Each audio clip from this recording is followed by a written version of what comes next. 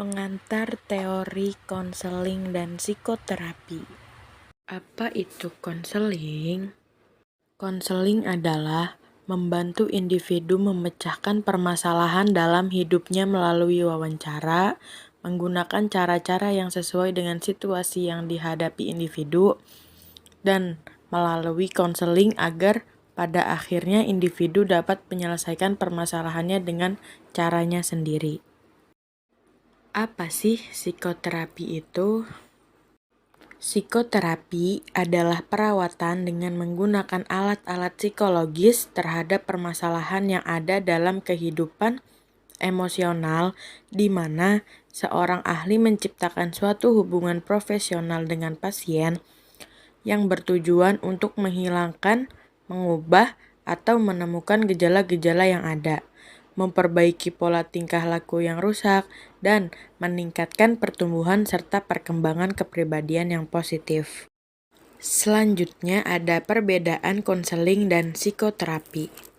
Konseling yaitu suatu proses pertemuan tatap muka antara dua individu, yaitu konselor dan klien, yang bertujuan untuk memberikan bantuan kepada klien agar dapat mengatasi masalahnya dan mengalami perkembangan yang lebih baik dalam kehidupan mereka saat ini maupun di masa mendatang. Menurut British Association of Counselling, konseling yaitu suatu bentuk interaksi dengan individu yang berfokus pada pengembangan diri, memberikan dukungan dalam menghadapi krisis, memberikan bimbingan, serta membantu dalam pemecahan masalah. Sedangkan psikoterapi yaitu interaksi sistematis antara klien dan terapis yang memanfaatkan prinsip-prinsip psikologis untuk mengubah pemikiran, perasaan, dan perilaku klien dengan tujuan membantu untuk mengatasi perilaku yang tidak normal, mengatasi masalah, atau mengalami pertumbuhan pribadi. Lalu selanjutnya ada tujuan psikoterapi, di mana tujuan psikoterapi ini adalah mengubah kondisi psikologi seseorang menjadi optimal atau positif. Beberapa tahapan-tahapan psikoterapi yaitu: yang pertama, wawancara, di mana seorang terapis mengetahui keluhan dan masalah kliennya. Tugas terapis ini adalah memberikan perhatian penuh kepada klien dan mendengarkan baik-baik. Klien bertugas untuk menceritakan apapun kepada terapis.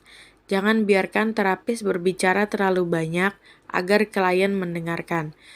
Terapis juga memberi banyak nasihat, tetapi klien hanya mendengarkan. Bila hal itu terjadi, maka yang terjadi bukanlah proses psikoterapi, melainkan konseling. Yang kedua ada terapeutik. Langkah selanjutnya adalah proses terapeutik. Agar komunikasi berhasil, perlu dilakukan hal-hal sebagai berikut. Yang pertama, menilai pengalaman klien.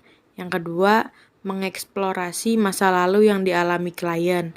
Yang ketiga, memeriksa hubungan saat ini antara terapis dan klien.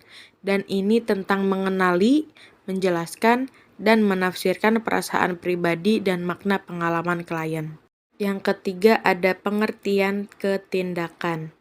Langkah ini dilakukan sesaat sebelum pengobatan berakhir.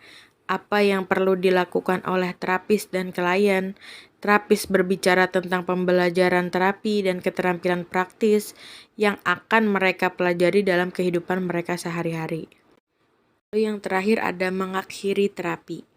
Pengobatan terapi dapat dihentikan jika tujuan tercapai atau jika klien tidak melanjutkan pengobatan. Demikian pula, terapis dapat mengakhiri terapi dan merujuk klien jika mereka tidak lagi mampu membantu klien. Klien harus diberitahu segera sebelum terapi berakhir. Lalu selanjutnya ada unsur-unsur psikoterapi. Yang pertama ada unsur terapis. Unsur terapis yaitu orang yang melakukan berbagai terapi untuk membantu kesembuhan klien. Yang kedua ada unsur klien.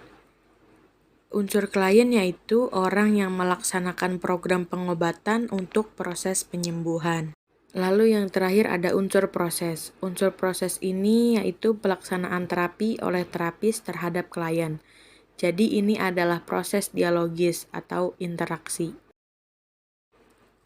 Lalu selanjutnya ada etika dalam konseling dan psikoterapi. Yang pertama ada kerahasiaan, di mana kerahasiaan ini seorang praktisi harus bisa menjaga kerahasiaan informasi klien.